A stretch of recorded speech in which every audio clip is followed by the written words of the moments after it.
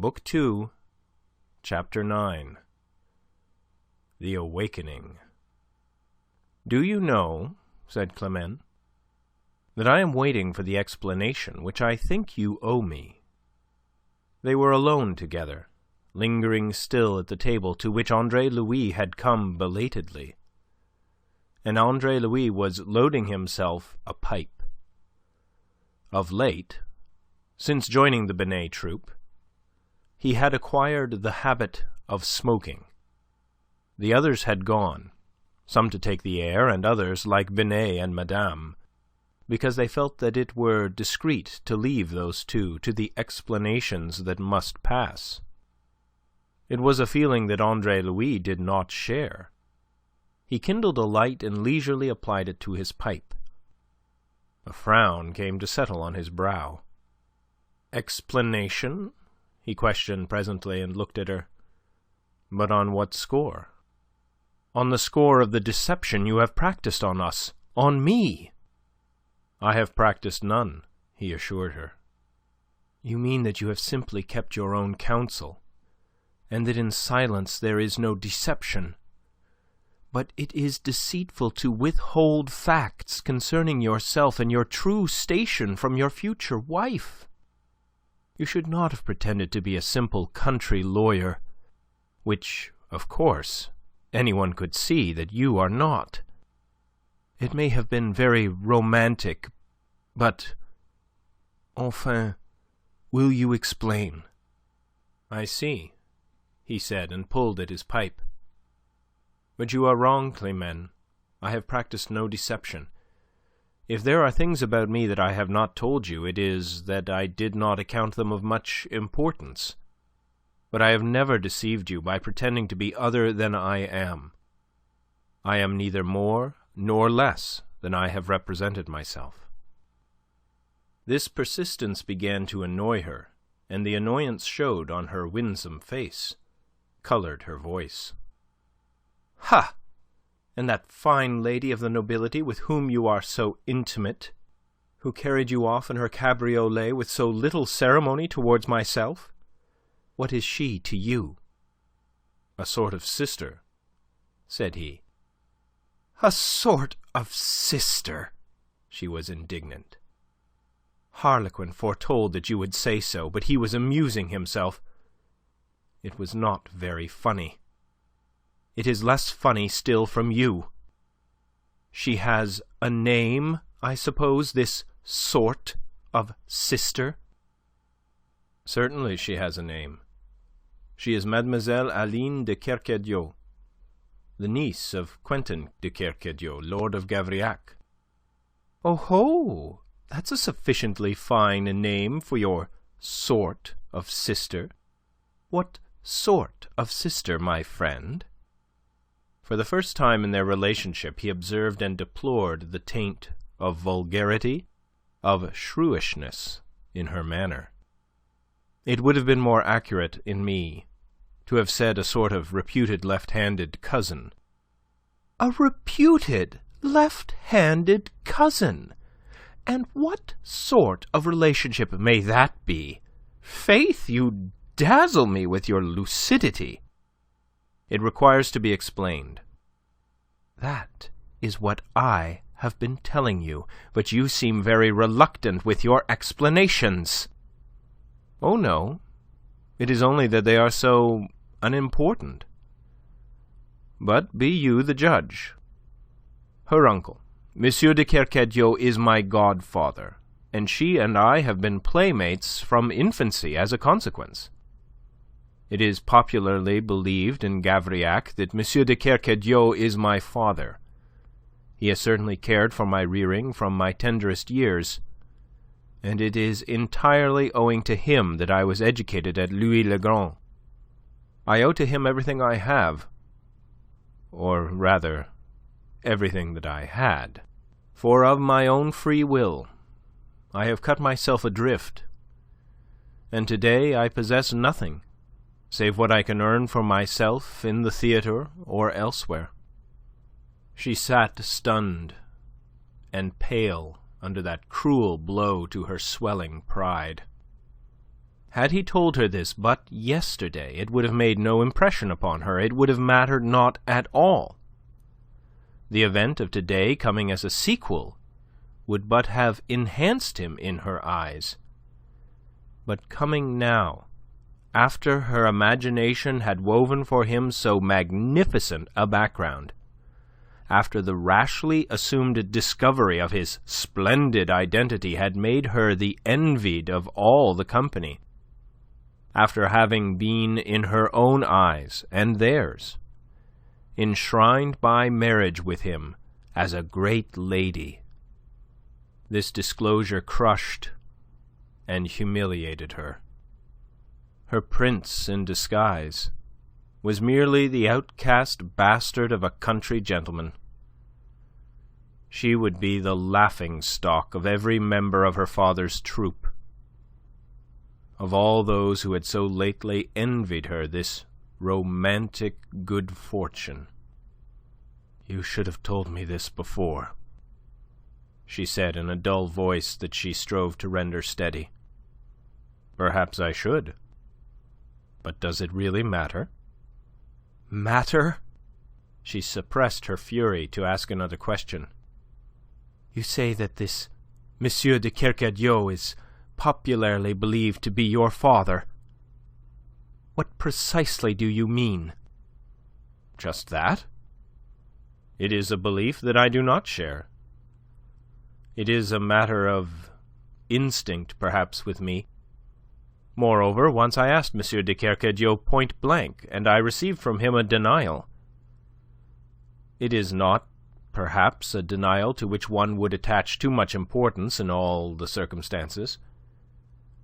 Yet I have never known M. de Kercadiou for other than a man of strictest honour, and I should hesitate to disbelieve him, particularly when his statement leaps with my own instincts. He assured me that he did not know who my father was." "And your mother? Was she equally ignorant?" She was sneering, but he did not remark it. Her back was to the light. He would not disclose her name to me. He confessed her to be a dear friend of his. She startled him by laughing, and her laugh was not pleasant. "A very dear friend, you may be sure, you simpleton. What name do you bear?"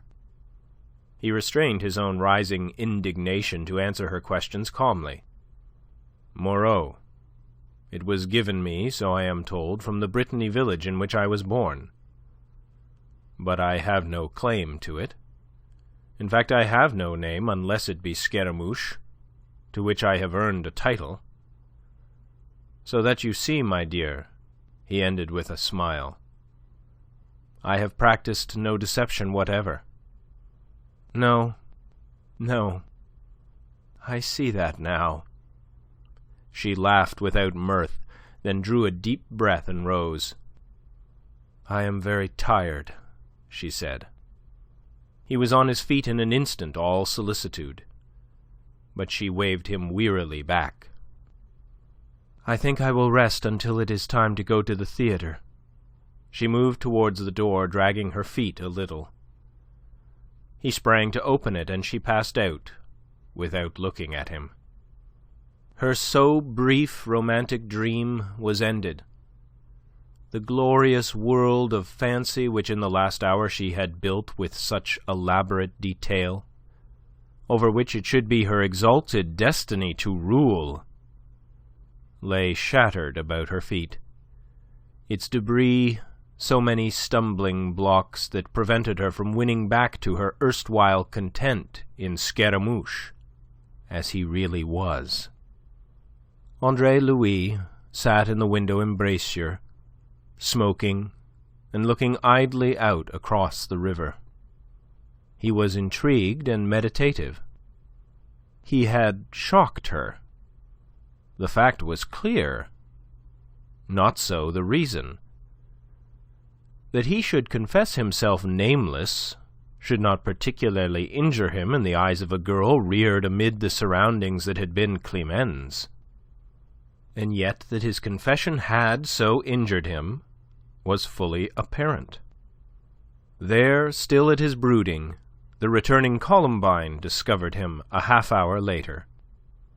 "All alone, my prince," was her laughing greeting, which suddenly threw light upon his mental darkness. Climene had been disappointed of hopes that the wild imagination of these players had suddenly erected upon the incident of his meeting with Aline. Poor child. He smiled whimsically at Columbine. "I am likely to be so for some little time," said he, "until it becomes a commonplace that I am not, after all, a prince." "Not a prince? Oh, but a duke, then. At least a marquis." "Not even a chevalier, unless it be of the order of fortune. I am just Scaramouche. My castles are all in Spain." Disappointment clouded the lively, good-natured face. "And I had imagined you..." "I know," he interrupted. "That is the mischief." He might have gauged the extent of that mischief by Climene's conduct that evening towards the gentlemen of fashion who clustered now in the green room between the acts to pay their homage to the incomparable amoureuse. Hitherto she had received them with a circumspection compelling respect. Tonight she was recklessly gay, impudent, almost wanton. He spoke of it gently to her as they walked home together, counselling more prudence in the future. "We are not married yet," she told him tartly. "Wait until then before you criticize my conduct." "I trust that there will be no occasion then," said he. "You trust? Ah, yes. You are very trusting." "Climene, I have offended you. I am sorry." "It is nothing," said she. "You are what you are." Still was he not concerned. He perceived the source of her ill-humour, understood, whilst deploring it, and because he understood, forgave. He perceived also that her ill-humour was shared by her father, and by this he was frankly amused.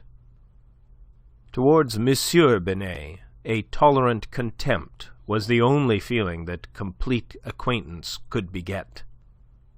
As for the rest of the company, they were disposed to be very kindly towards Scaramouche. It was almost as if in reality he had fallen from the high estate to which their own imaginations had raised him, or possibly it was because they saw the effect which that fall from his temporary and fictitious elevation had produced upon Climene. Leandre alone made himself an exception. His habitual melancholy seemed to be dispelled at last, and his eyes gleamed now with malicious satisfaction when they rested upon Scaramouche, whom occasionally he continued to address with sly mockery as "mon prince." On the morrow, Andre-Louis saw but little of Climene. This was not in itself extraordinary, for he was very hard at work again, with preparations now for Figaro's Scaramouche, which was to be played on Saturday. Also, in addition to his manifold theatrical occupations, he now devoted an hour every morning to the study of fencing in an academy of arms. This was done not only to repair an omission in his education, but also, and chiefly, to give him added grace and poise upon the stage. He found his mind that morning distracted by thoughts of both Climene and Aline, and oddly enough it was Aline who provided the deeper perturbation. Climene's attitude he regarded as a passing phase which need not seriously engage him, but the thought of Aline's conduct towards him kept rankling, and still more deeply rankled the thought of her possible betrothal to Monsieur de la Tour d'Azyr. This it was that brought forcibly to his mind the self-imposed, but by now half-forgotten mission that he had made his own. He had boasted that he would make the voice which Monsieur de la Tour d'Azyr had sought to silence ring through the length and breadth of the land. And what had he done of all this that he had boasted? He had incited the mob of Rennes and the mob of Nantes in such terms as poor Philippe might have employed. And then, because of a hue and cry, he had fled like a cur, and taken shelter in the first kennel that offered, there to lie quiet and devote himself to other things, self-seeking things. What a fine contrast between the promise and the fulfillment. Thus Andre-Louis to himself in his self-contempt. And whilst he trifled away his time and played Scaramouche, and centred all his hopes in presently becoming the rival of such men as Chenier and Mercier, Monsieur de la Tour d'Azyr went his proud ways unchallenged and wrought his will. It was idle to tell himself that the seed he had sown was bearing fruit, that the demands he had voiced in Nantes for the Third Estate had been granted by M. Necker, thanks largely to the commotion which his anonymous speech had made. That was not his concern or his mission.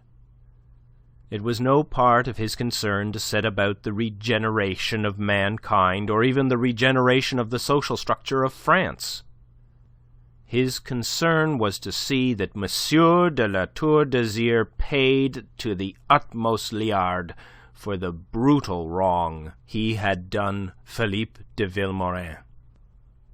And it did not increase his self-respect to find that the danger in which Aline stood of being married to the Marquis was the real spur to his rancour, and to remembrance of his vow.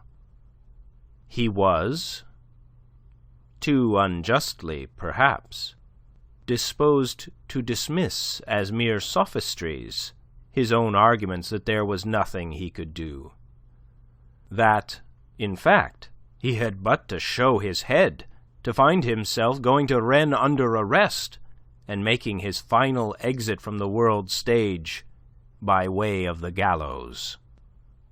It is impossible to read that part of his confessions without feeling a certain pity for him. You realize what must have been his state of mind.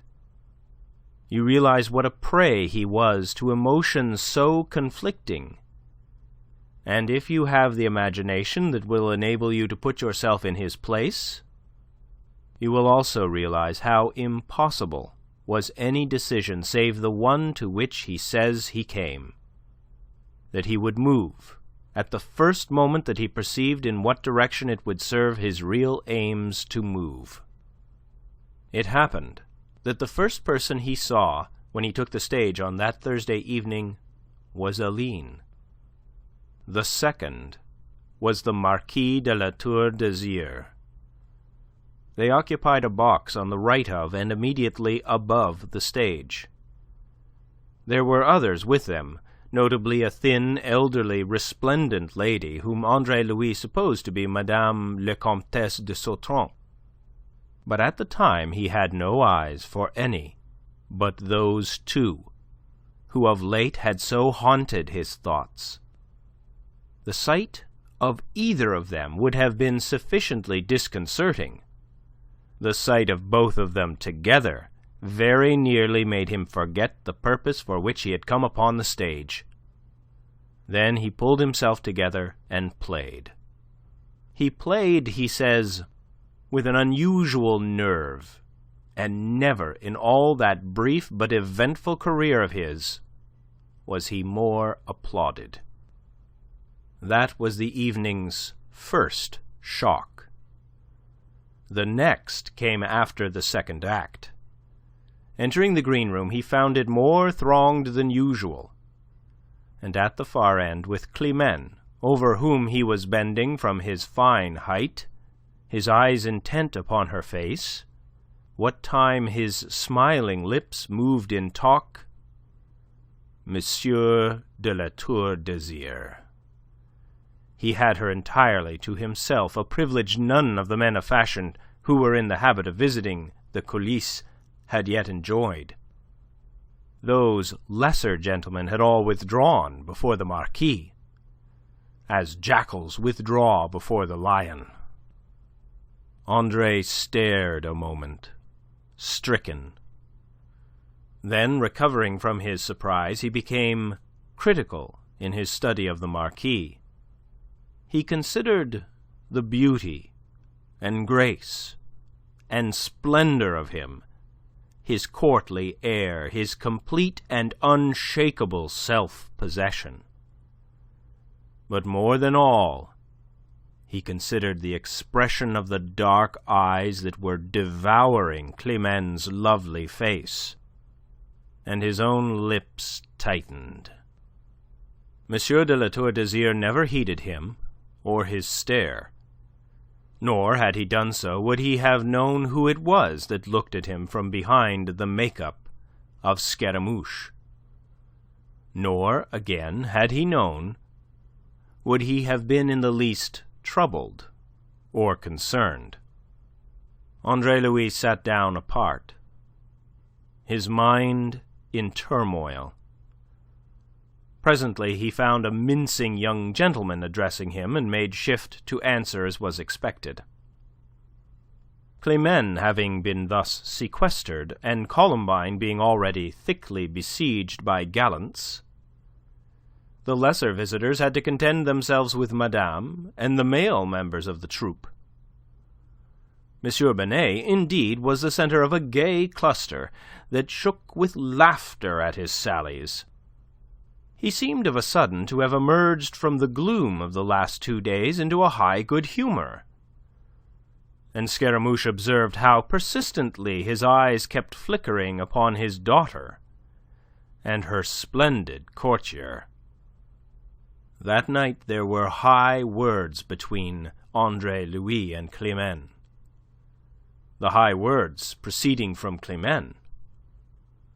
When Andre-Louis again and more insistently enjoined prudence upon his betrothed, and begged her to beware how far she encouraged the advances of such a man as Monsieur de la Tour d'Azyr, she became roundly abusive. She shocked and stunned him by her virulently shrewish tone, and her still more unexpected force of invective.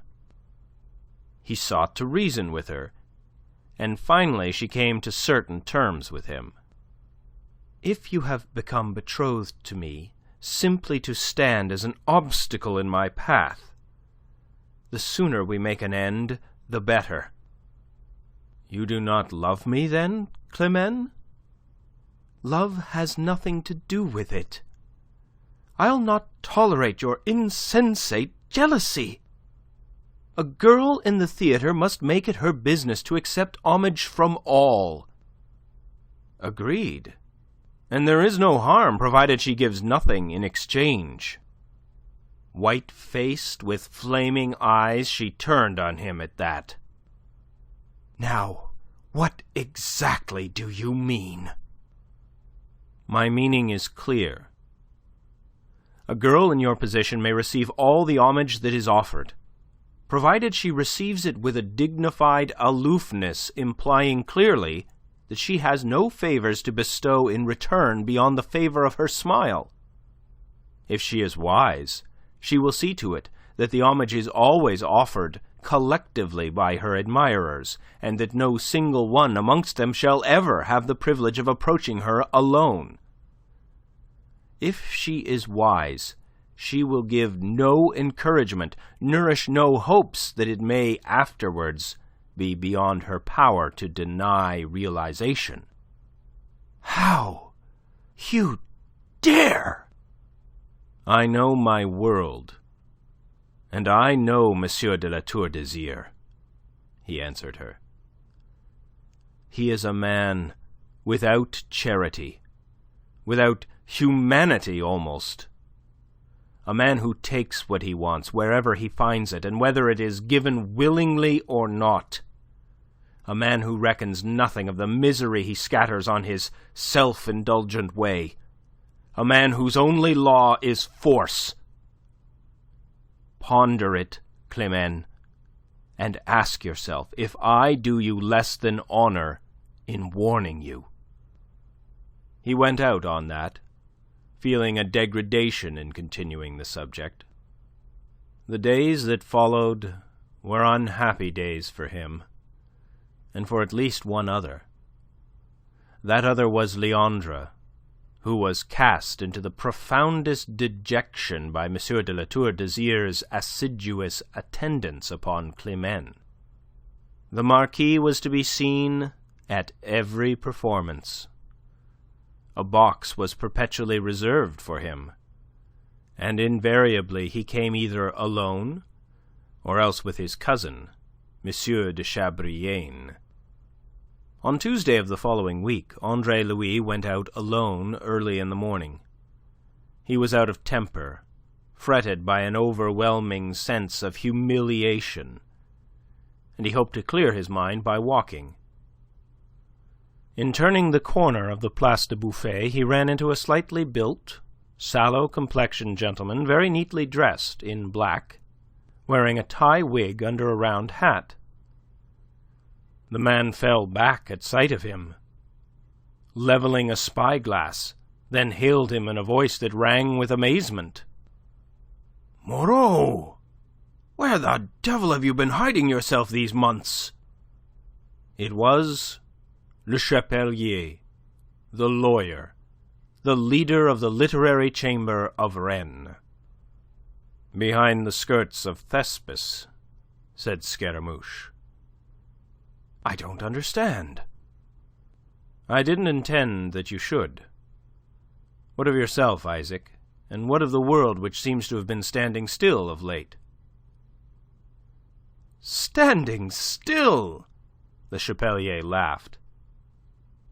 "But where have you been, then? Standing still!" He pointed across the square to a café under the shadow of the gloomy prison. "Let us go and drink a Bavarois. You are, of all men, the man we want, the man we have been seeking everywhere, and behold, you drop from the skies into my path." They crossed the square and entered the café. "So you think the world has been standing still, Dieu de Dieu! I suppose you haven't heard of the royal order for the convocation of the States General, or the terms of them, that we are to have what we demanded, that you demanded for us here in Nantes. You haven't heard that the order has gone forth for the primary elections, the elections of the electors.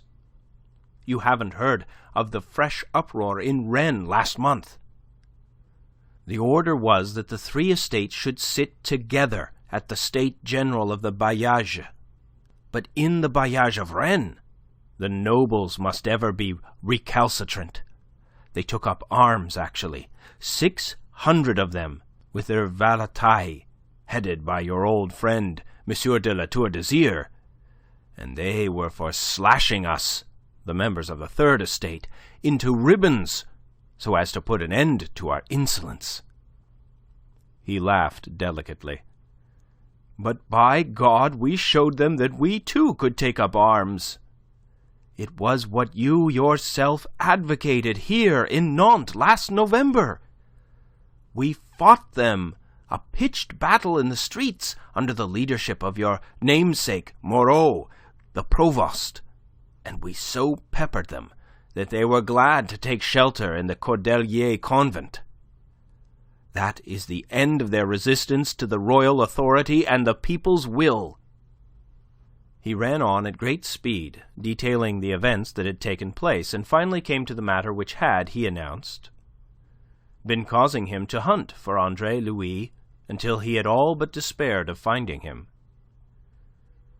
Nantes was sending 50 delegates to the Assembly of Rennes, which was to select the deputies to the Third Estate and edit their cahiers of grievances.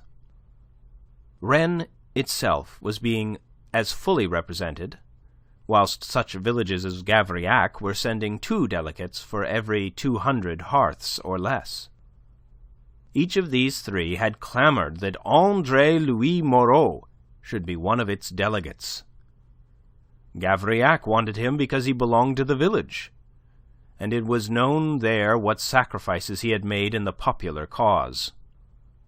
Rennes wanted him because it had heard his spirited address on the day of the shooting of the students, and Nantes, to whom his identity was unknown, asked for him as the speaker who had addressed them under the name of Omnes Omnibus, and who had framed for them the memorial that was believed so largely to have influenced M. Necker in formulating the terms of the convocation. Since he could not be found, the delegations had been made up without him. But now it happened that 1 or 2 vacancies had occurred in the Nantes representation, and it was the business of filling these vacancies that had brought Le Chapelier to Nantes. Andre-Louis firmly shook his head in answer to Le Chapelier's proposal. "You refuse?" the other cried. "Are you mad? Refuse, when you are demanded from so many sides? Do you realize that it is more than probable you will be elected one of the deputies, that you will be sent to the States General at Versailles to represent us in this work of saving France?" But Andre-Louis, we know, was not concerned to save France. At the moment he was concerned to save 2 women, both of whom he loved, though in vastly different ways, from a man he had vowed to ruin. He stood firm in his refusal until Le Chapelier dejectedly abandoned the attempt to persuade him. "It is odd," said Andre-Louis, "that I should have been so deeply immersed in trifles as never to have perceived that Nantes is being politically active." "Active? My friend, it is a seething cauldron of political emotions. It is kept quiet on the surface only by the persuasion that all goes well. At a hint to the contrary, it would boil over." "Would it so?" said Scaramouche thoughtfully. "The knowledge may be useful." And then he changed the subject. "You know that La Tour d'Azyr is here?" "In Nantes? He has courage if he shows himself. They are not a docile people, these Nantais, and they know his record and the part he played in the rising at Rennes. I marvel that they haven't stoned him. But they will, sooner or later. It only needs that someone should suggest it." "That is very likely," said Andre-Louis, and smiled. "He doesn't show himself much, not in the streets at least, so that he has not the courage you suppose, nor any kind of courage, as I told him once. He has only insolence." At parting, Le Chapelier again exhorted him to give thought to what he proposed. "Send me word if you change your mind. I am lodged at the Cerf, and I shall be here until the day after tomorrow. If you have ambition, this is your moment." "I have no ambition, I suppose," said Andre-Louis, and went his way. That night at the theatre he had a mischievous impulse to test what Le Chapelier had told him of the state of public feeling in the city. They were playing The Terrible Captain, in the last act of which the empty cowardice of the bullying braggart Rhodomont is revealed by Scaramouche. After the laughter which the exposure of the roaring captain invariably produced, it remained for Scaramouche contemptuously to dismiss him in a phrase that varied nightly, according to the inspiration of the moment. This time he chose to give his phrase a political complexion. Thus, O thresonical coward, is your emptiness exposed. Because of your long length, and the great sword you carry, and the angle at which you cock your hat, people have gone in fear of you, have believed in you, have imagined you to be as terrible and as formidable as you insolently make yourself appear. But at the first touch of true spirit you crumple up, you tremble, you whine pitifully, and the great sword remains in your scabbard. You remind me of the privileged orders when confronted by the Third Estate. It was audacious of him, and he was prepared for anything. A laugh, applause, indignation, or all together. But he was not prepared for what came. And it came so suddenly and spontaneously from the groundlings and the body of those in the amphitheatre that he was almost scared by it, as a boy may be scared who has held a match to a sun-scorched hayrick. It was a hurricane of furious applause. Men leapt to their feet, sprang up onto the benches, waving their hats in the air, deafening him with the terrific uproar of their acclamations. And it rolled on and on, nor ceased until the curtain fell. Scaramouche stood meditatively smiling with tight lips.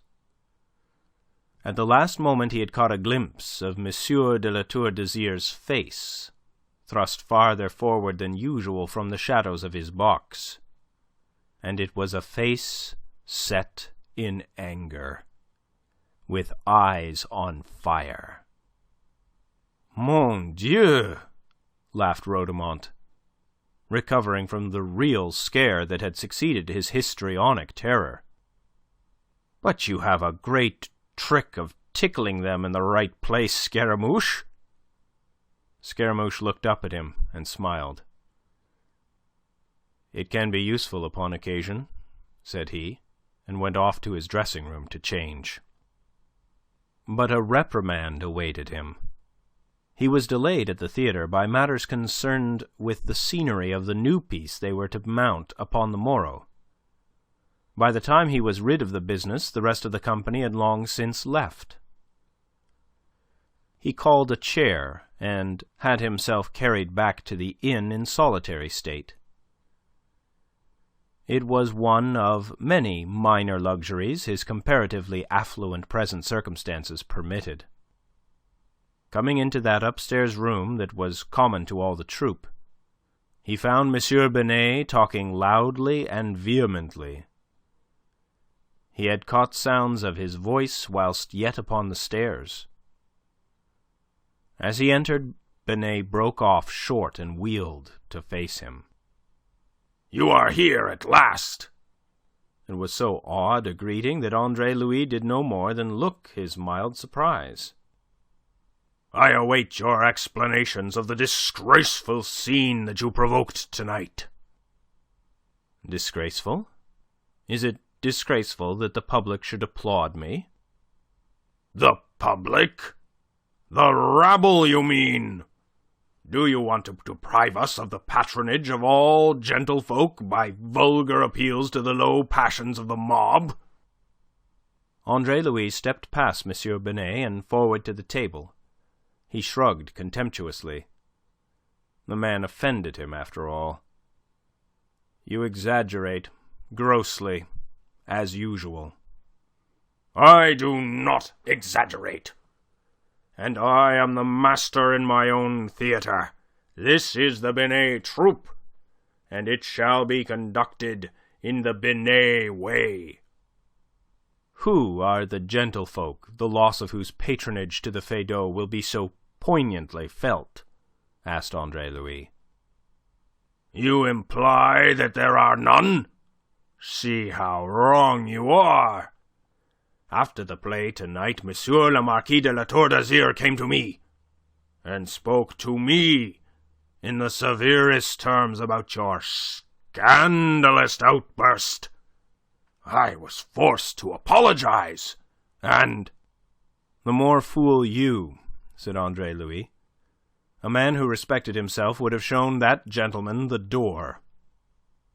M. Binet's face began to empurple. "You call yourself the head of the Binet troupe. You boast that you will be master in your own theatre. And you stand like a lackey to take the orders of the first insolent fellow who comes to your green room to tell you that he does not like a line spoken by one of your company. I say again that had you really respected yourself, you would have turned him out." There was a murmur of approval from several members of the company, who, having heard the arrogant tone assumed by the Marquis, were filled with resentment against the slur cast upon them all. "And I say further," Andre-Louis went on, "that a man who respects himself on quite other grounds would have been only too glad to have seized this pretext to show M. de La Tour d'Azyr the door." "What do you mean by that?" There was a rumble of thunder in the question. Andre-Louis' eyes swept round the company assembled at the supper table. "Where is Climene?" he asked, sharply. Leandre leapt up to answer him, white in the face, tense and quivering with excitement. "She left the theatre in the Marquis de La Tour d'Azyr's carriage immediately after the performance. We heard him offer to drive her to this inn." Andre-Louis glanced at the timepiece on the overmantel. He seemed unnaturally calm. "That would be an hour ago. Rather more. And she has not yet arrived?" His eyes sought M. Binet's. M. Binet's eyes eluded his glance. Again it was Leandre who answered him. "Not yet." "Ah." Andre-Louis sat down and poured himself wine. There was an oppressive silence in the room. Leandre watched him expectantly, Columbine commiseratingly. Even M. Binet appeared to be waiting for a cue from Scaramouche. But Scaramouche disappointed him. "Have you left me anything to eat?" he asked. Platters were pushed towards him. He helped himself calmly to food and ate in silence, apparently with a good appetite. M. Binet sat down, poured himself wine, and drank. Presently he attempted to make conversation with one and another. He was answered curtly, in monosyllables. M. Binet did not appear to be in favour with his troupe that night. At long length came a rumble of wheels below and a rattle of halting hooves. Then voices, the high, trilling laugh of Climene floating upwards. Andre-Louis went on eating unconcernedly. "What an actor!" said Harlequin under his breath to Polichinelle, and Polichinelle nodded gloomily. She came in, a leading lady taking the stage, head high, chin thrust forward, eyes dancing with laughter. She expressed triumph and arrogance. Her cheeks were flushed, and there was some disorder in the mass of nut-brown hair that crowned her head. In her left hand she carried an enormous bouquet of white camellias. On its middle finger, a diamond of great price drew almost at once by its effulgence the eyes of all. Her father sprang to meet her with an unusual display of paternal tenderness. "At last, my child!" He conducted her to the table. She sank into a chair a little wearily, a little nervelessly, but the smile did not leave her face, not even when she glanced across at Scaramouche. It was only Leandre observing her closely with hungry, scowling stare, who detected something as of fear in the hazel eyes momentarily seen between the fluttering of her lids. Andre-Louis, however, still went on eating stolidly, without so much as a look in her direction. Gradually, the company came to realize that just as surely as a scene was brooding, just so surely would there be no scene as long as they remained. It was Polichinelle, at last, who gave the signal by rising and withdrawing, and within 2 minutes none remained in the room but M. Binet, his daughter, and Andre-Louis. And then, at last, Andre-Louis set down knife and fork, washed his throat with a draught of Burgundy, and sat back in his chair to consider Climene. "I trust," said he, "that you had a pleasant ride, mademoiselle." "Most pleasant, monsieur." Impudently she strove to emulate his coolness, but did not completely succeed. "And not unprofitable, if I may judge that jewel at this distance. It should be worth at least a couple of 100 louis, and that is a formidable sum even to so wealthy a nobleman as M. de La Tour d'Azyr. Would it be impertinent in one who has had some notion of becoming your husband to ask you, mademoiselle, what you have given him in return?" M. Binet uttered a gross laugh, a queer mixture of cynicism and contempt. "I have given him nothing," said Climene indignantly. "Ah, then the jewel is in the nature of a payment in advance." "My God, man! You are not decent!" M. Binet protested. Decent? Andre-Louis' smouldering eyes turned to discharge upon M. Binet such a fulmination of contempt that the old scoundrel shifted uncomfortably in his chair. "Did you mention decency, Binet? Almost you make me lose my temper, which is a thing that I detest above all others." Slowly his gaze returned to Climene, who sat with elbows on the table, her chin cupped in her palms, regarding him with something between scorn and defiance. "Mademoiselle," he said slowly, "I desire you purely in your own interests to consider whither you are going." "I am well able to consider it for myself, and to decide without advice from you, monsieur." "And now you've got your answer," chuckled Binet. "I hope you like it." Andre-Louis had paled a little. There was incredulity in his great sombre eyes as they continued steadily to regard her. Of M. Binet he took no notice. "Surely, mademoiselle, you cannot mean that willingly, with open eyes and full understanding of what you do, you would exchange an honourable wifehood for the thing that such men as M. de La Tour d'Azyr may have in store for you." M. Binet made a wide gesture and swung to his daughter. "You hear him? The mealy-mouthed prude! Perhaps you'll believe at last that marriage with him would be the ruin of you. He would always be there, the inconvenient husband, to mar your every chance, my girl." She tossed her lovely head in agreement with her father. "I begin to find him tiresome with his silly jealousies," she confessed. "As a husband, I am afraid he would be impossible." Andre-Louis felt a constriction of the heart. But, always the actor, he showed nothing of it. He laughed a little, not very pleasantly, and rose. "I bow to your choice, mademoiselle. I pray that you may not regret it."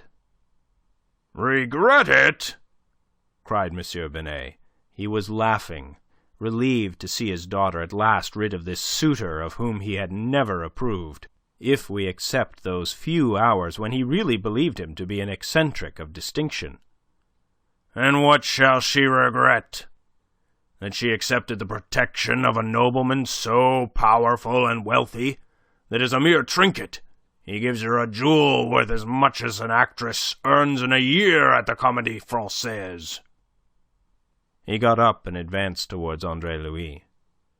His mood became conciliatory. "Come, come, my friend. No rancour now. What the devil? You wouldn't stand in a girl's way? You can't really blame her for making this choice. Have you thought what it means to her? Have you thought that under the protection of such a gentleman there are no heights which she may not reach? Don't you see the wonderful luck of it? Surely if you're fond of her, particularly being of a jealous temperament, you wouldn't wish it otherwise." Andre-Louis looked at him in silence for a long moment. Then he laughed again. "Oh, you are fantastic," he said. "You are not real." He turned on his heel and strode to the door. The action, and more the contempt of his look, laugh, and words, stung M. Binet to passion, drove out the conciliatoriness of his mood. "Fantastic, are we?" he cried, turning to follow the departing Scaramouche with his little eyes that now were inexpressibly evil. "Fantastic that we should prefer the powerful protection of this great nobleman to marriage with beggarly, nameless bastard. Oh, we are fantastic!" Andre-Louis turned, his hand upon the door-handle. "No," he said. "I was mistaken. You are not fantastic. You are just vile. Both of you." And he went out. Book 2, Chapter 10. Contrition. Mademoiselle de Kercadiou walked with her aunt in the bright morning sunshine of a Sunday in March, on the broad terrace of the Chateau de Sautron. For one of her natural sweetness of disposition, she had been oddly irritable of late, manifesting signs of a cynical worldliness, which convinced Madame de Sautron more than ever that her brother Quintin had scandalously conducted the child's education. She appeared to be instructed in all the things of which a girl is better ignorant, and ignorant of all the things that a girl should know. That, at least, was the point of view of Madame de Sautron. "Tell me, madam," quoth Aline, "are all men beasts?" Unlike her brother, Madame la Comtesse was tall and majestically built. In the days before her marriage with M. de Sautron, ill-natured folk described her as the only man in the family. She looked down now from her noble height upon her little niece with startled eyes. "Really, Aline, you have a trick of asking the most disconcerting and improper questions." "Perhaps it is because I find life disconcerting and improper." "Life? A young girl should not discuss life." "Why not, since I am alive? You do not suggest that it is an impropriety to be alive." "It is an impropriety for a young, unmarried girl to seek to know too much about life. As for your absurd question about men, when I remind you that man is the noblest work of God, perhaps you will consider yourself answered." Madame de Sautron did not invite a pursuance of the subject, but Mademoiselle de Kercadiou's outrageous rearing had made her headstrong. "That being so," said she, "will you tell me why they find such an overwhelming attraction in the immodest of our sex?" Madame stood still and raised shocked hands. Then she looked down her handsome, high-bridged nose. "Sometimes, often in fact, my dear Aline, you pass all understanding. I shall write Quentin that the sooner you are married, the better it will be for all." "Uncle Quentin has left that matter to my own deciding," Aline reminded her. "That," said the madam with complete conviction, "is the last and most outrageous of his errors. Who ever heard of a girl being left to decide the matter of her own marriage? It is indelicate almost to expose her to thoughts of such things." Madame de Sautron shuddered. "Quentin is a boor. His conduct is unheard of. That Monsieur de La Tour d'Azyr should parade himself before you so that you may make up your mind whether he is the proper man for you." Again she shuddered. "It is of a grossness, of a prurience almost. Mon Dieu! When I married your uncle, all this was arranged between our parents. I first saw him when he came to sign the contract. I should have died of shame had it been otherwise. And that is how these affairs should be conducted." "You are no doubt right, madame. But since that is not how my own case is being conducted, you will forgive me if I deal with it apart from others. Monsieur de La Tour d'Azyr desires to marry me. He has been permitted to pay his court. I should be glad to have him informed that he may cease to do so." Madame de Sautron stood still, petrified by amazement. Her long face turned white. She seemed to breathe with difficulty. But what are you saying?" she gasped.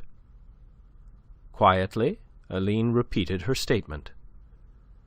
"But this is outrageous. You cannot be permitted to play fast and loose with a gentleman of Monsieur le Marquis's quality.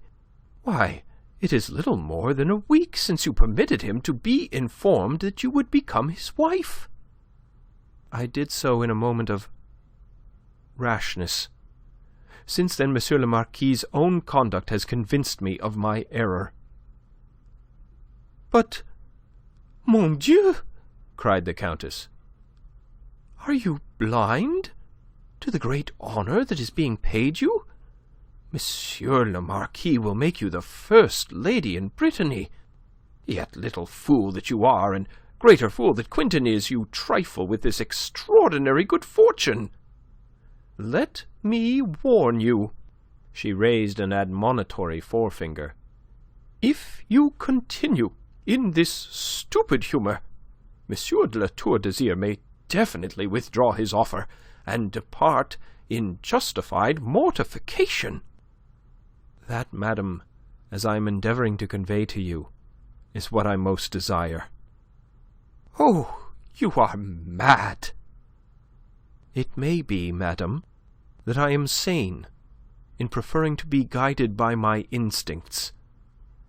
It may be even that I am justified in resenting that the man who aspires to become my husband should at the same time be paying such assiduous homage to a wretched theatre girl at the Feydeau." "Aline!" "Is it not true? Or perhaps you do not find it strange that Monsieur de La Tour d'Azyr should so conduct himself at such a time." "Aline, you are so extraordinary a mixture. At moments you shock me by the indecency of your expressions. At others you amaze me by the excess of your prudery. You have been brought up like a little bourgeoise, I think." "Yes, that is it, a little bourgeoise. Quentin was always something of a shopkeeper at heart." "I was asking your opinion on the conduct of Monsieur de La Tour d'Azyr, madame, not my own." "But it is an indelicacy in you to observe such things. You should be ignorant of them, and I can't think who is so unfeeling as to inform you. But since you are informed, at least you should be modestly blind to things that take place outside the orbit of a properly conducted damsel." "Will they still be outside my orbit when I am married?" "If you are wise, you should remain without knowledge of them. It deflowers your innocence. I would not for the world that Monsieur de La Tour d'Azyr should know you so extraordinarily instructed. Had you been properly reared in a convent, this would never have happened to you." "But you do not answer me, madam," cried Aline in despair. "It is not my chastity that is in question, but that of Monsieur de La Tour d'Azyr." "Chastity!" Madame's lips trembled with horror. Horror overspread her face. "Wherever did you learn that dreadful, that so improper word?" And then Madame de Sautron did violence to her feelings. She realized that here great calm and prudence were required. "My child, since you know so much that you ought not to know, there can be no harm in my adding that a gentleman must have these little distractions." "But why, madame? Why is it so?" "Ah, mon Dieu, you are asking me riddles of nature. It is so because it is so. Because men are like that." "Because men are beasts, you mean? Which is what I began by asking you." "You are incorrigibly stupid, Aline." "You mean that I do not see things as you do, madame. I am not over-expectant as you appear to think. Yet surely I have the right to wish that whilst Monsieur de La Tour d'Azyr is wooing me, he shall not be wooing at the same time a drab of the theatre. I feel in this there is a subtle association of myself with that unspeakable creature which soils and insults me. The Marquis is a dullard, whose wooing takes the form at best of stilted compliments, stupid and unoriginal. They gain nothing when they fall from lips still warm from the contamination of that woman's kisses." So utterly scandalized was Madame that for a moment she remained speechless. Then, "Mon Dieu!" she exclaimed. "I should never have suspected you of so indelicate an imagination." "I cannot help it, madam. Each time his lips touch my fingers, I find myself thinking of the last object that they touched. I at once retire to wash my hands. Next time, madame, unless you are good enough to convey my message to him, I shall call for water and wash them in his presence." "But what am I to tell him? How, in what words, can I convey such a message?" Madame was aghast. "Be frank with him, madame. It is easiest in the end. Tell him that however impure may have been his life in the past, however impure he intend that it shall be in the future, he must at least study purity whilst approaching with a view to marriage a virgin who is herself pure and without stain." Madame recoiled and put her hands to her ears. Horror stamped on her handsome face. Her massive bosom heaved. "Oh, how can you?" she panted. "How can you use such terrible expressions? Wherever have you learnt them?" "In church," said Aline. "Ah, but in church many things are said that one would not dream of saying in the world. My dear child, how could I possibly say such things to Monsieur le Marquis? How could I possibly?" "Shall I say it?" "Aline!" "Well, there it is," said Aline. "Something must be done to shelter me from insult. I am utterly disgusted with Monsieur le Marquis, a disgusting man. And however fine a thing it may be to become Marquis de la Tour d'Azyr, why, frankly, I'd sooner marry a cobbler who practised decency." Such was her vehemence and obvious determination that Madame de Sautron fetched herself out of her despair to attempt persuasion. Aline was her niece, and such a marriage in the family would be to the credit of the whole of it. At all costs, nothing must frustrate it. "Listen, my dear," she said. "Let us reason. Monsieur le Marquis is away and will not be back until tomorrow." "True, and I know where he has gone, or at least whom he has gone with. Mon Dieu! And the drab has a father, and a lout of a fellow who intends to make her his wife. And neither of them chooses to do anything. I suppose they agree with you, madame, that a great gentleman must have his little distractions." Her contempt was as scorching as a thing of fire. "However, madame, you were about to say that on the day after tomorrow you are returning to Gavrillac. Monsieur de la Tour d'Azyr will most likely follow at his leisure." "You mean when his dirty candle is burnt out." "Call it what you will." Madame, you see, despaired by now of controlling the impropriety of her niece's expressions. "At Gavrillac there will be no Mademoiselle Binet. This thing will be in the past. It is unfortunate that he should have met her at such a moment. The chit is very attractive, after all. You cannot deny that, and you must make allowances. Monsieur le Marquis formally proposed to me a week ago, partly to satisfy the wishes of the family, and partly..." She broke off, hesitating a moment, to resume on a note of dull pain. "Partly because it does not seem greatly to matter whom I marry. I gave him my consent. That consent, for the reasons I have given you, madame, I desire now definitely to withdraw." Madame fell into agitation of the wildest. "Aline, I should never forgive you. Your Uncle Quintin would be in despair. You do not know what you are saying, what a wonderful thing you are refusing.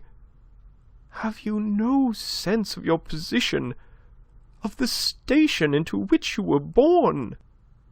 "If I had not, madame, I should have made an end long since. If I have tolerated this suit for a single moment, it is because I realize the importance of a suitable marriage in the worldly sense. But I ask of marriage something more. And Uncle Quintin has placed the decision in my hands. God forgive him!" said Madame, and then she hurried on. "Leave this to me now, Aline. Be guided by me. Oh, be guided by me." Her tone was beseeching. "I will take counsel with your Uncle Charles. But do not definitely decide until this unfortunate affair has blown over. Charles will know how to arrange it. Monsieur le Marquis shall do penance, child, since your tyranny demands it, but not in sackcloth and ashes. You'll not ask so much." Aline shrugged. "I ask nothing at all," she said, which was neither assent nor dissent. So Madame de Sautron interviewed her husband, a slight middle-aged man, very aristocratic in appearance and gifted with a certain shrewd sense. She took with him precisely the tone that Aline had taken with herself, and which in Aline she had found so disconcertingly indelicate. She even borrowed several of Aline's phrases. The result was that on the Monday afternoon, when at last M. de La Tour d'Azyr's returning berline drove up to the chateau, he was met by M. le Comte de Sautron, who desired a word with him even before he changed. "Gervais, you're a fool," was the excellent opening made by M. le Comte. "Charles, you give me no news," answered M. le Marquis. "Of what particular folly do you take the trouble to complain?" He flung himself wearily upon a sofa, and his long, graceful body sprawling there, he looked up at his friend with a tired smile on that nobly handsome pale face that seemed to defy the onslaught of age. "Of your last, this Binet girl?" "That? Pooh! An incident, hardly a folly." "A folly at such a time?" Sautron insisted. The Marquis looked a question. The Count answered it. "Aline," said he, pregnantly. "She knows. How she knows, I can't tell you, but she knows, and she is deeply offended." The smile perished on the Marquis's face. He gathered himself up. "Offended," said he, and his voice was anxious. "But yes. You know what she is. You know the ideal she has formed. It wounds her that at such a time, whilst you are here for the purpose of wooing her, you should at the same time be pursuing this affair with that chit of a Binet girl." "How do you know?" asked La Tour d'Azyr. "She has confided in her aunt, and the poor child seems to have some reason. She says that she will not tolerate that you should come to kiss her hand with lips that are still contaminated from... Oh, you understand. You appreciate the impression of such a thing upon a pure, sensitive girl such as Aline. She said, I had better tell you, that the next time you kiss her hand she will call for water and wash it in your presence." The Marquis's face flamed scarlet. He rose. Knowing his violent, intolerant spirit, M. de Sautron was prepared for an outburst. But no outburst came. The Marquis turned away from him and paced slowly to the window, his head bowed, his hands behind his back. Halted there, he spoke without turning. His voice was at once scornful and wistful. "You are right, Charles. I am a fool, a wicked fool. I have just enough sense left to perceive it. It is the way I have lived, I suppose. I have never known the need to deny myself anything I wanted." Then suddenly he swung around, and the outburst came. But my God!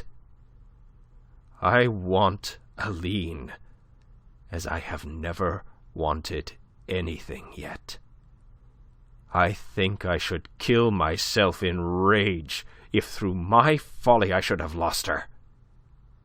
He struck his brow with his hand. "I am a beast," he said.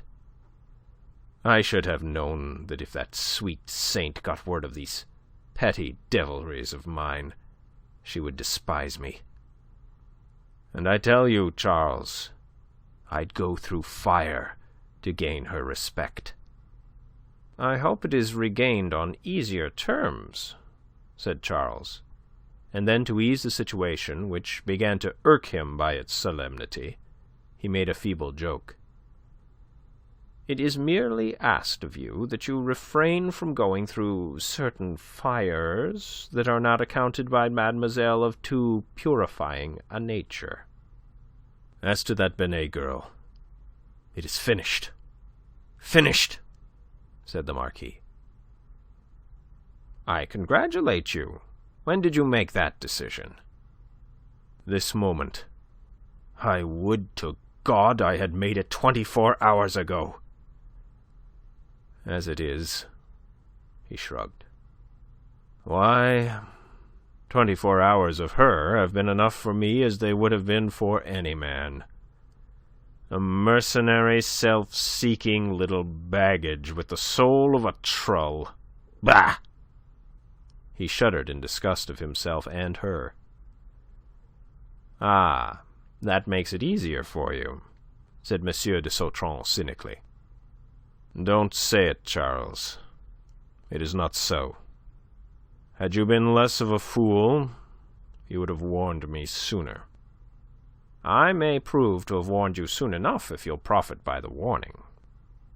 "There is no penance that I will not do. I will prostrate myself at her feet. I will abase myself before her. I will make confession in the proper spirit of contrition, and heaven helping me, I'll keep to my purpose of amendment for her sweet sake." He was tragically in earnest. To M. de Sautron, who had never seen him other than self-contained, supercilious, and mocking, this was an amazing revelation. He shrank from it almost. It gave him the feeling of prying, of peeping through a keyhole. He slapped his friend's shoulder. "My dear Gervais, here is a magnificently romantic mood. Enough said. Keep to it, and I promise you that all will presently be well. I will be your ambassador, and you shall have no cause to complain." "But may I not go to her myself?" "If you are wise, you will at once efface yourself. Write to her if you will. Make your act of contrition by letter. I will explain why you have gone without seeing her. I will tell her that you did so upon my advice, and I will do it tactfully. I am a good diplomat, Gervais. Trust me."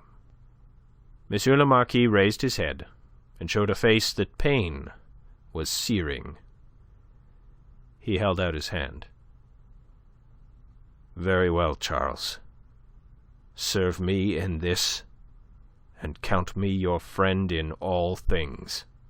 Book 2, Chapter 11.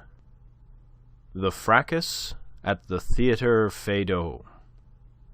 Leaving his host to act as his plenipotentiary with Mademoiselle de Kercadiou, and to explain to her that it was his profound contrition that compelled him to depart without taking formal leave of her, the Marquis rolled away from Sautron in a cloud of gloom. 24 hours with La Binet had been more than enough for a man of his fastidious and discerning taste. He looked back upon the episode with nausea, the inevitable psychological reaction, marveling at himself that until yesterday he should have found her so desirable, and cursing himself that for the sake of that ephemeral and worthless gratification he should seriously have imperiled his chances of winning Mademoiselle de Kercadiou to wife. There is, after all, nothing very extraordinary in his frame of mind, so that I need not elaborate it further. It resulted from the conflict between the beast and the angel that go to make up the composition of every man. The Chevalier de Chabrillane, who in reality occupied towards the Marquis a position akin to that of gentleman-in-waiting, sat opposite to him in the enormous travelling berline. A small folding table had been erected between them, and the Chevalier suggested piquet. But Monsieur le Marquis was in no humour for cards. His thoughts absorbed him. As they were rattling over the cobbles of Nantes streets, he remembered a promise to La Binet to witness her performance that night in The Faithless Lover. And now he was running away from her. The thought was repugnant to him on 2 scores. He was breaking his pledged word, and he was acting like a coward. And there was more than that.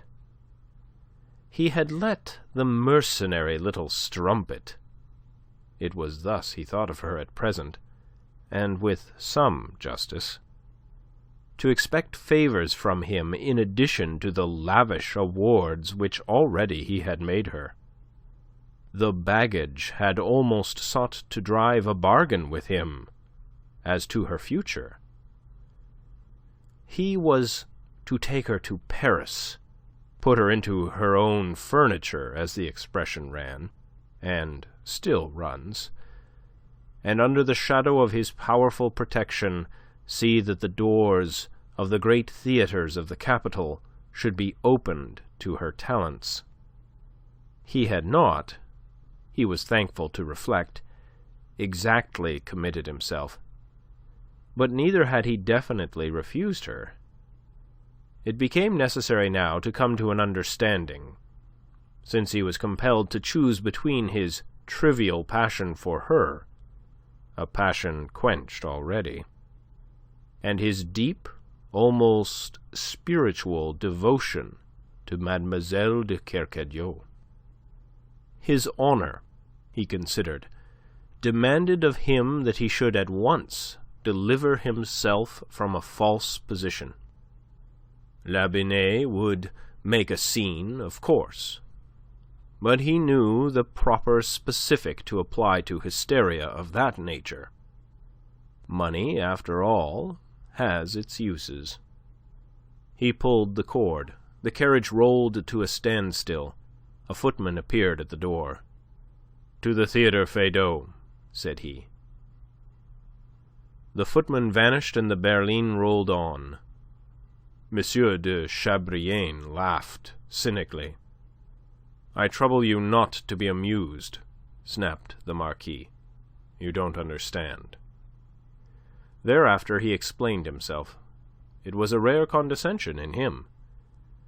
But then he could not bear to be misunderstood in such a matter. Chabrillane grew seriousness in reflection of the Marquis's extreme seriousness.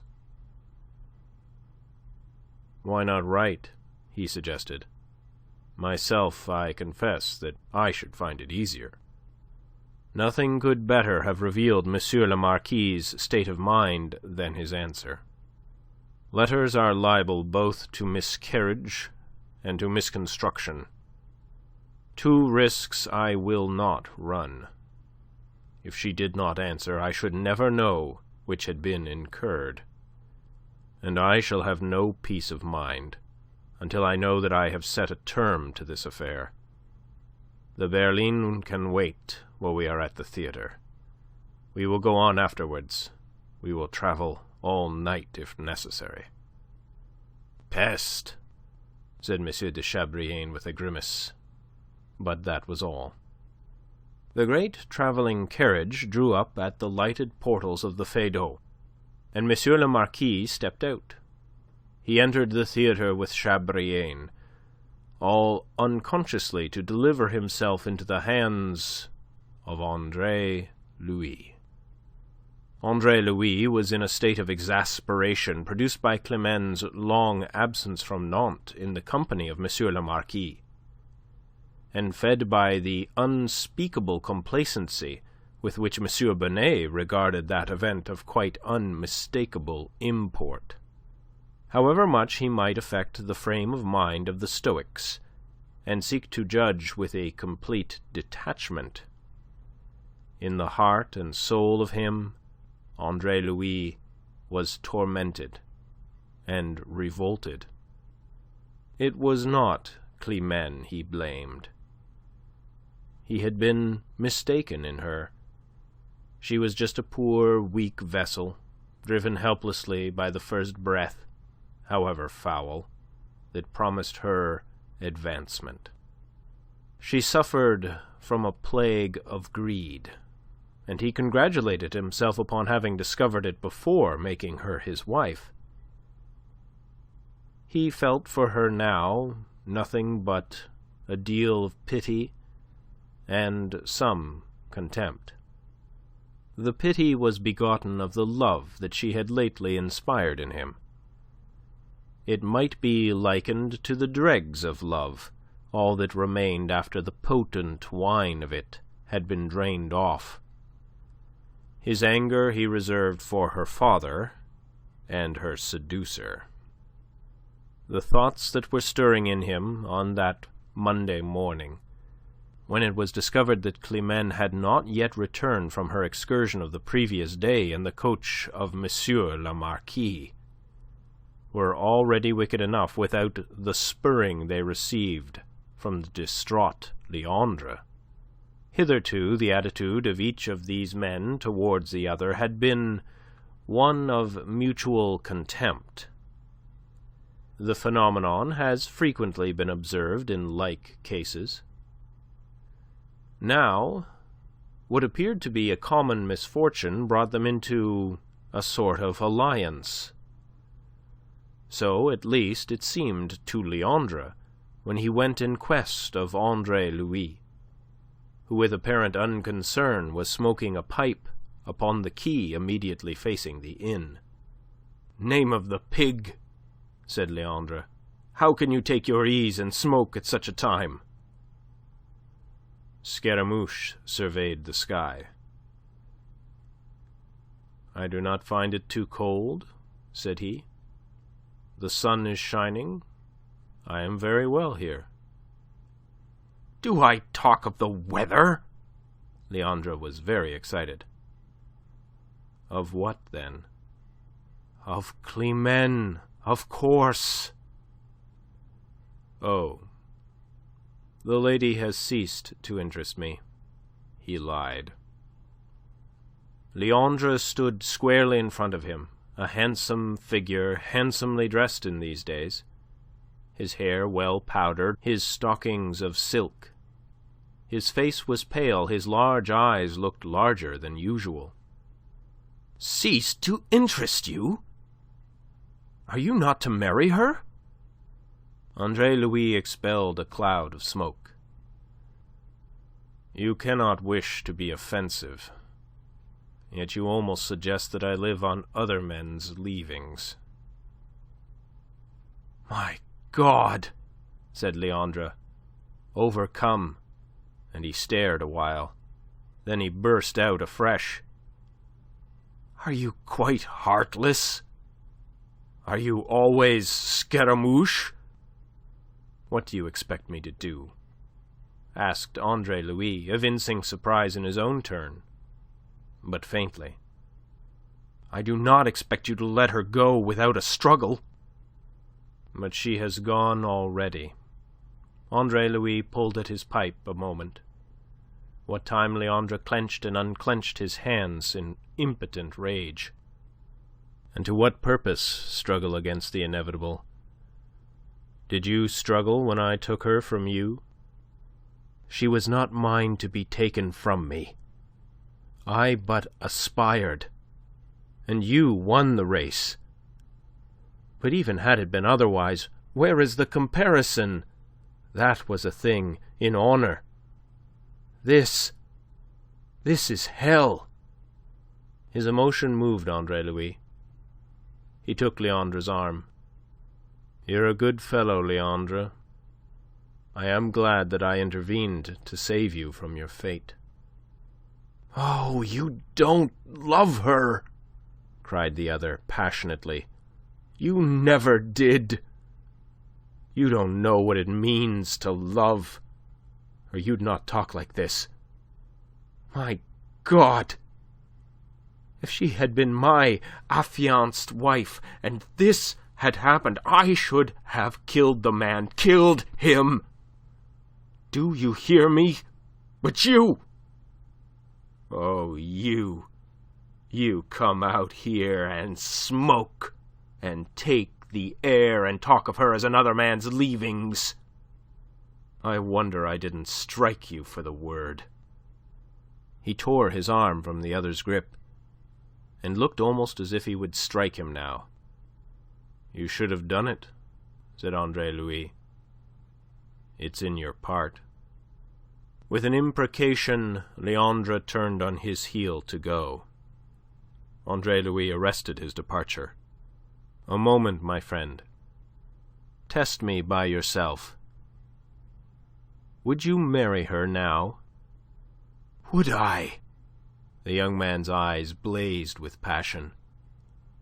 "Would I? Let her say that she will marry me, and I am her slave." "Slave is the right word. A slave in hell." "It would never be hell to me where she was, whatever she had done. I love her, man. I am not like you. I love her. Do you hear me?"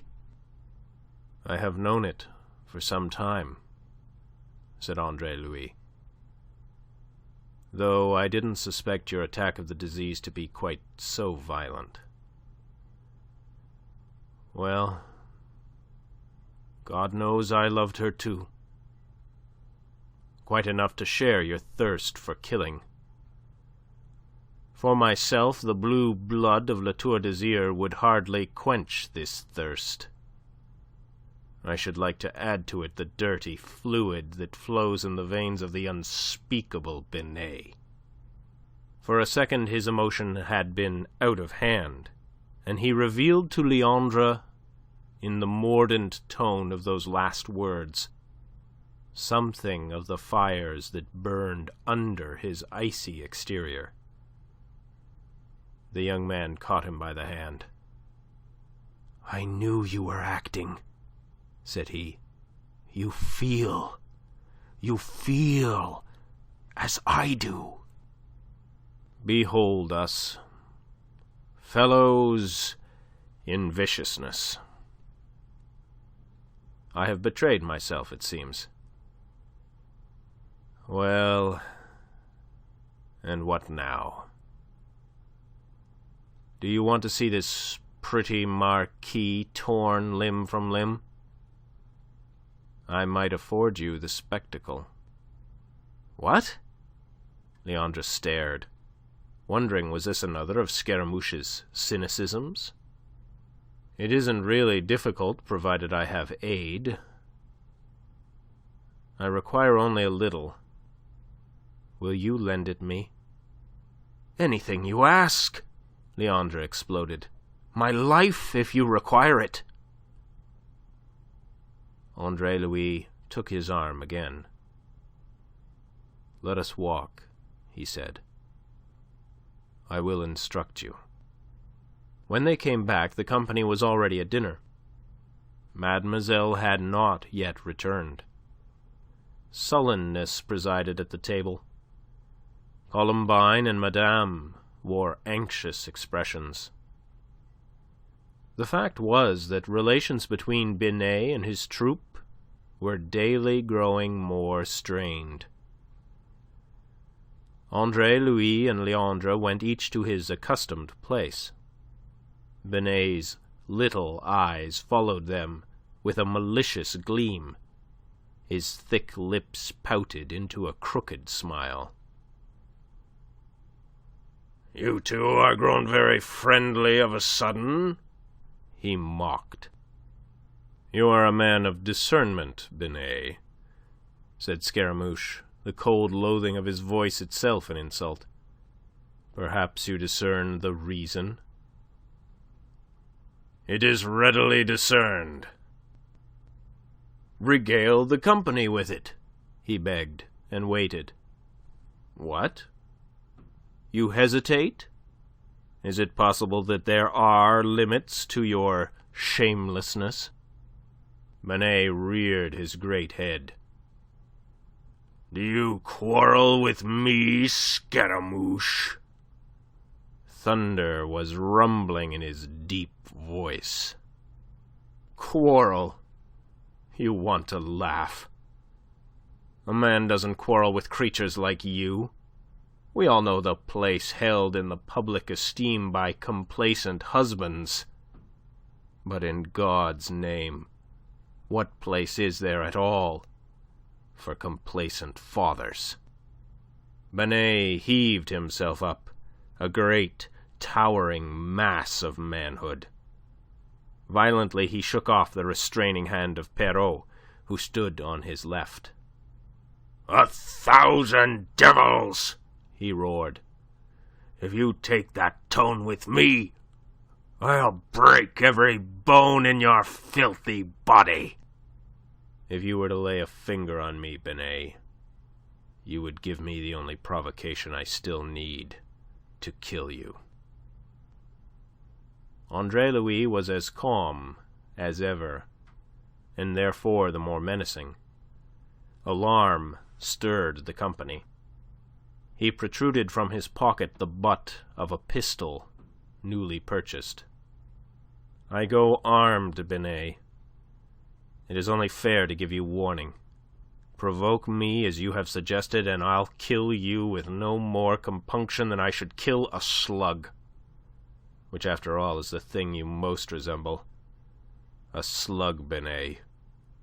A fat, slimy body, foulness without soul and without intelligence. When I come to think of it, I can't suffer to sit at table with you. It turns my stomach." He pushed away his platter and got up. "I'll go and eat at the ordinary below stairs." Thereupon up jumped Columbine. "And I'll come with you, Scaramouche," cried she. It acted like a signal. Had the thing been concerted, it couldn't have fallen out more uniformly. Binet, in fact, was persuaded of a conspiracy. For in the wake of Columbine went Leandre. In the wake of Leandre, Polichinelle, and then all the rest together, until Binet found himself sitting alone at the head of an empty table in an empty room. A badly shaken man, whose rage could afford him no support against the dread by which he was suddenly invaded. He sat down to think things out, and he was still at that melancholy occupation when, perhaps a half-hour later, his daughter entered the room, returned at last from her excursion. She looked pale, even a little scared. In reality excessively self-conscious now that the ordeal of facing all the company awaited her. Seeing no one but her father in the room, she checked on the threshold. "Where is everybody?"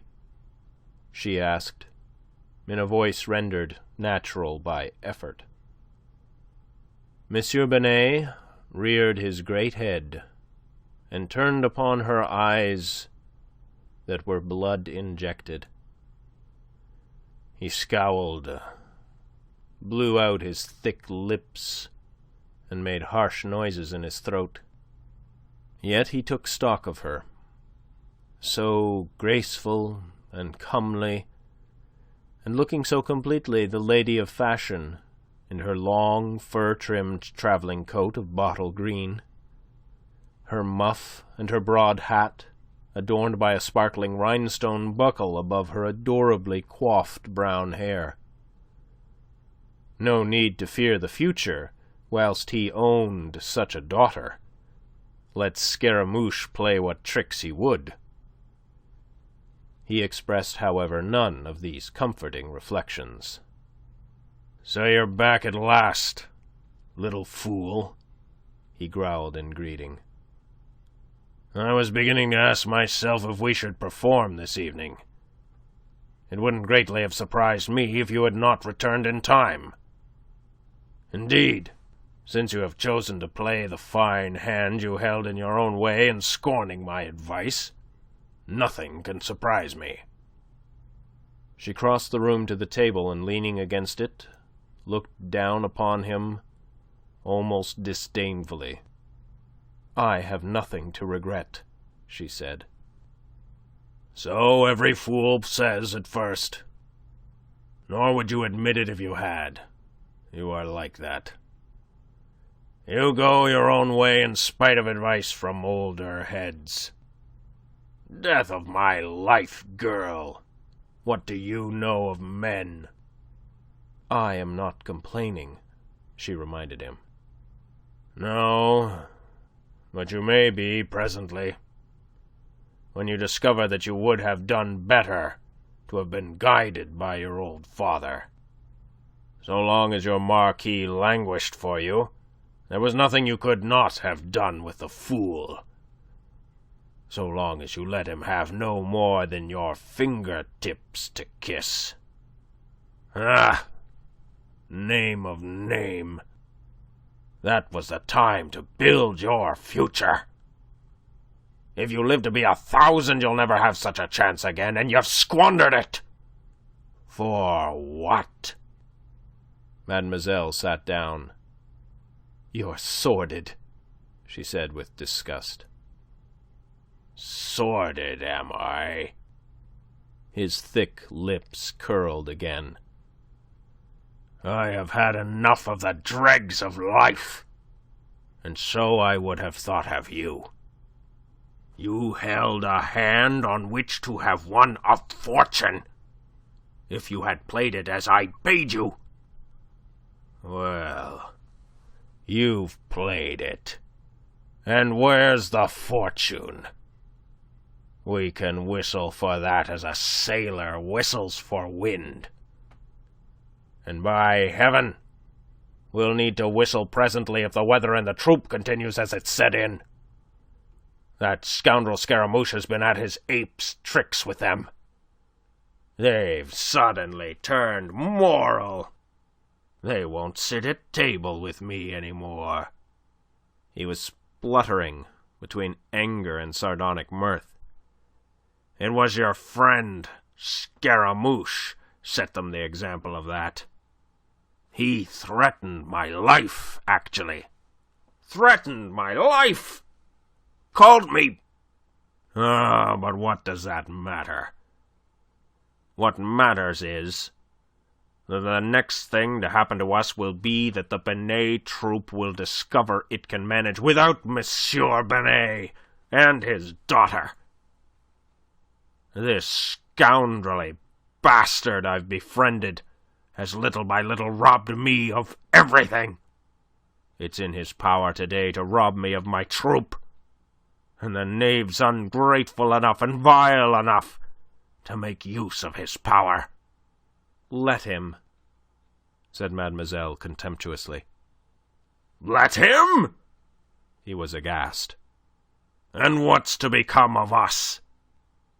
"In no case will the Binet troupe interest me much longer," said she. "I shall be going to Paris soon. There are better theatres there than the Feydeau. There's Mademoiselle Montansier's theatre in the Palais Royal. There's the Ambigu Comique. There's the Comedie Francaise. There's even a possibility I may have a theatre of my own." His eyes grew big for once. He stretched out a fat hand and placed it on one of hers. She noticed that it trembled. "Has he promised that? Has he promised?" She looked at him with her head on one side, eyes sly, and a queer little smile on her perfect lips. "He did not refuse me when I asked it," she answered, with conviction that all was as she desired it. "Bah!" He withdrew his hand and heaved himself up. There was disgust on his face. "He did not refuse," he mocked her, and then with passion, "Had you acted as I advised you, he would have consented to anything that you asked. And what is more, he would have provided anything that you asked. Anything that lay within his means, and they are inexhaustible. You have changed a certainty into a possibility, and I hate possibilities. God of God! I have lived on possibilities, and infernally near starved on them." Had she known of the interview taking place at that moment at the Chateau de Sautron, she would have laughed less confidently at her father's gloomy forebodings. But she was destined never to know, which indeed was the cruelest punishment of all.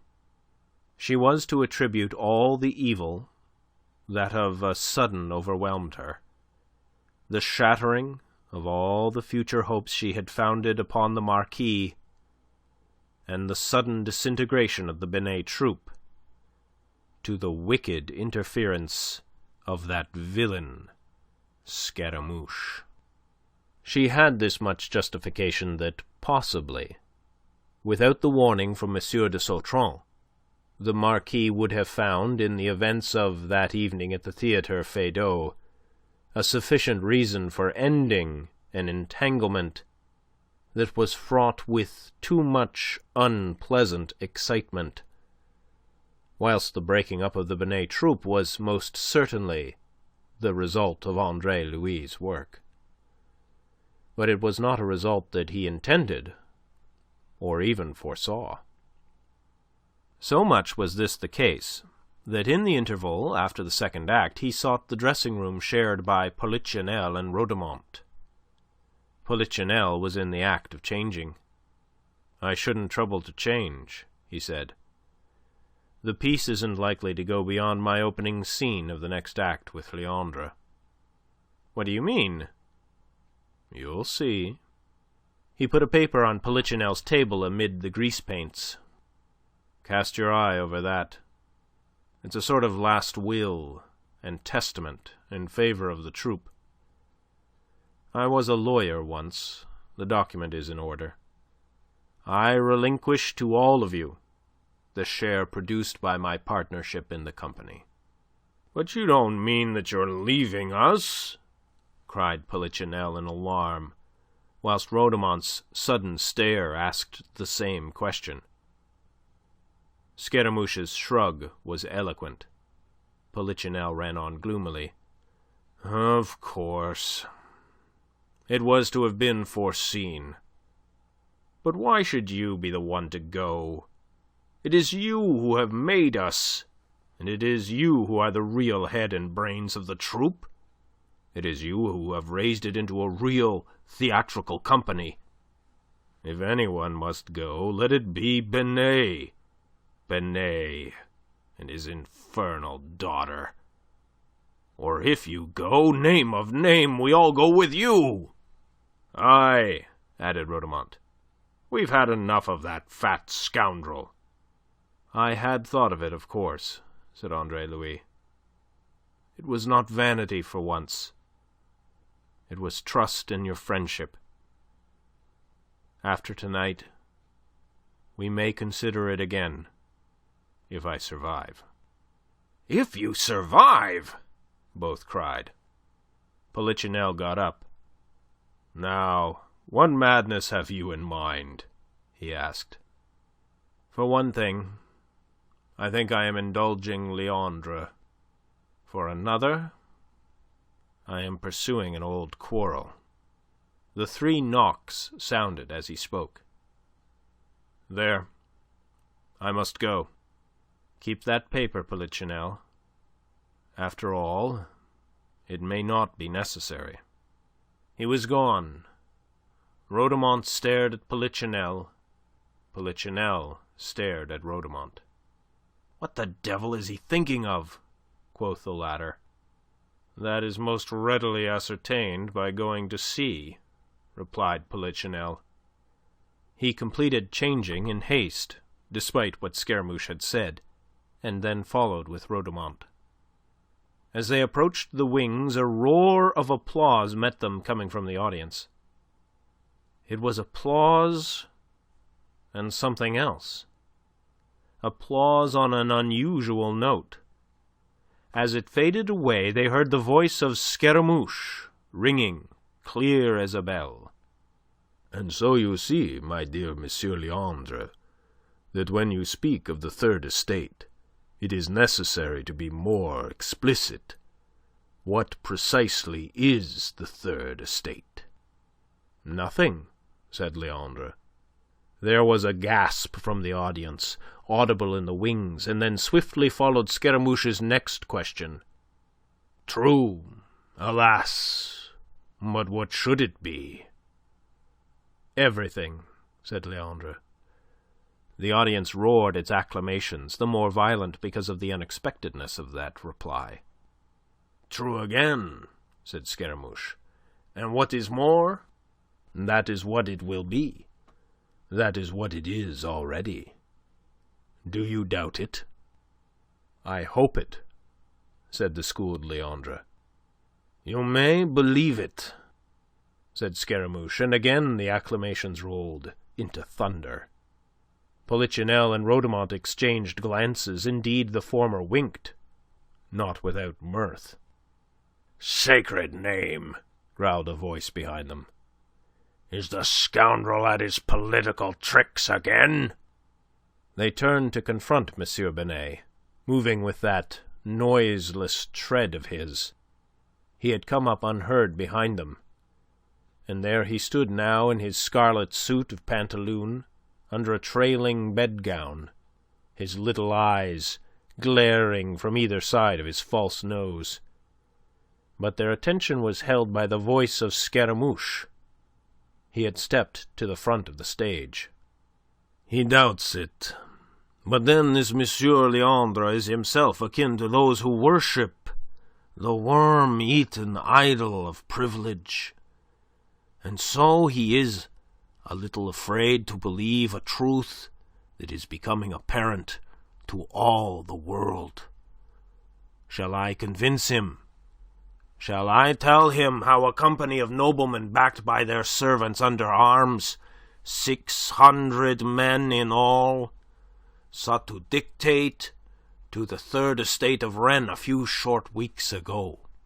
Must I remind him of the martial front shown on that occasion by the third estate, and how they swept the streets clean of that rabble of nobles, cette canaille noble?"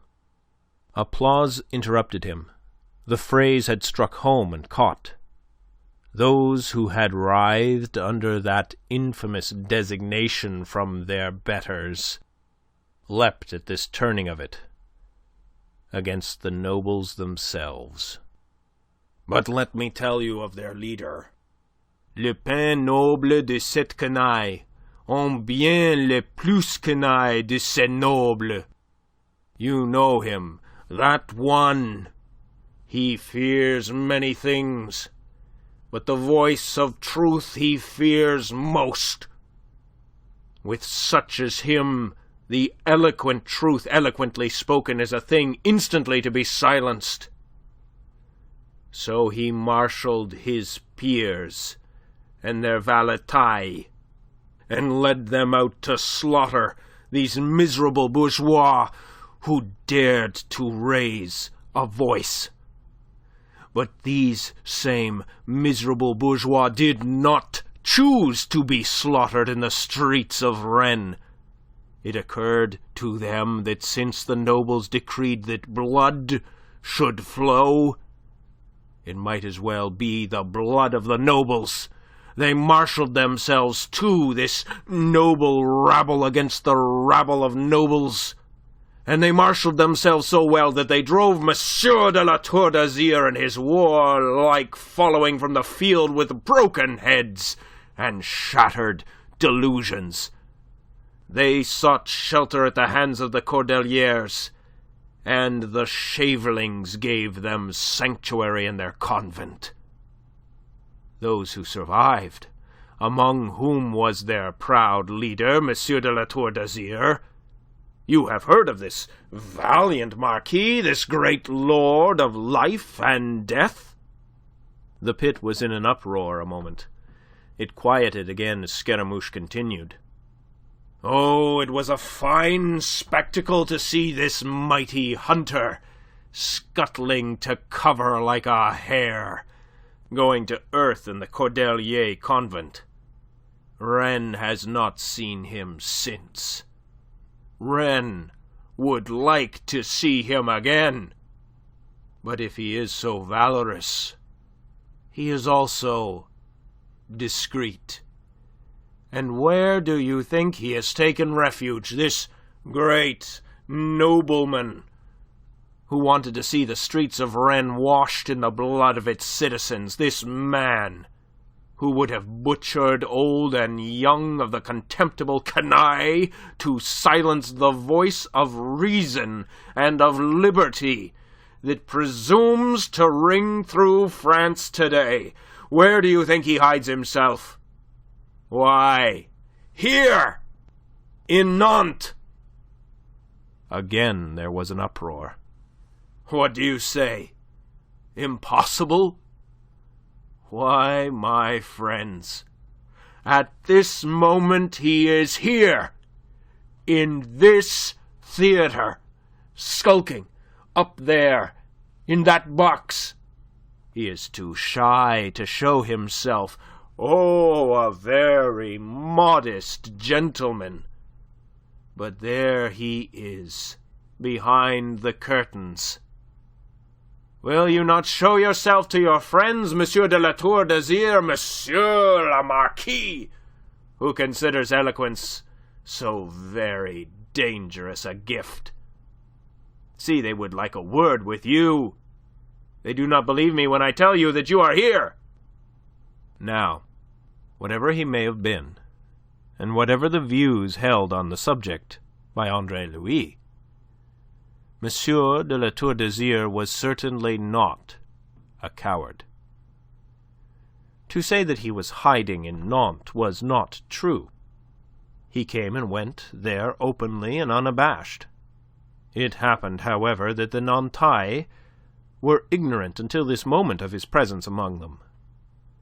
But then he would have disdained to have informed them of it, just as he would have disdained to have concealed it from them.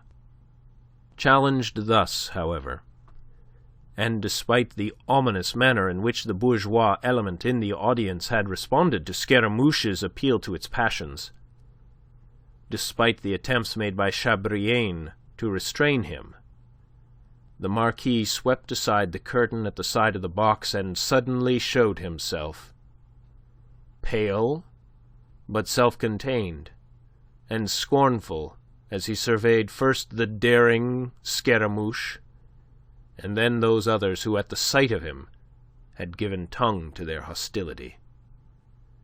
Hoots and yells assailed him, fists were shaken at him, canes were brandished menacingly. "Assassin! Scoundrel! Coward!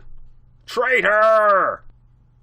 But he braved the storm, smiling upon them his ineffable contempt. He was waiting for the noise to cease, waiting to address them in his turn. But he waited in vain, as he very soon perceived. The contempt that he did not trouble to dissemble served but to goad them on. In the pit pandemonium was already raging. Blows were being freely exchanged, there were scuffling groups, and here and there swords were being drawn. But fortunately the press was too dense to permit of their being used effectively. Those who had women with them, and the timid by nature, were making haste to leave a house that looked like becoming a cockpit, where chairs were being smashed to provide weapons, and parts of chandeliers were already being used as missiles.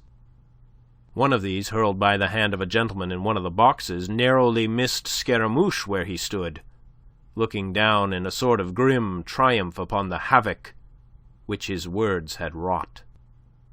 Knowing of what inflammable material the audience was composed, he had deliberately flung down amongst them the lighted torch of discord to produce this conflagration.